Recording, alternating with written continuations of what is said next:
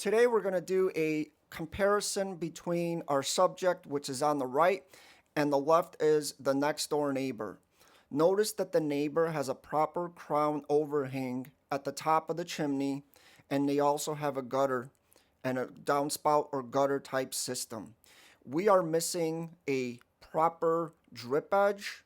We don't have a gutter, and we certainly do not have a crown overhang on our subject property.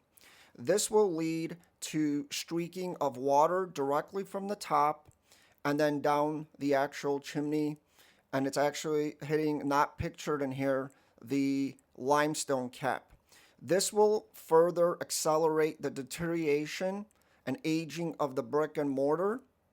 And before you do any brick staining, this is where we recommend you do a moisture meter test, especially on these type of chimneys, and you then further find out if there's any damage that's occurred over the years, especially if you just purchased the property like this.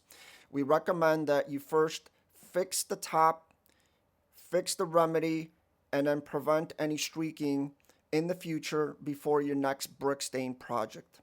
If you like to send us photos before you begin, please send them to info@mineralstains.com.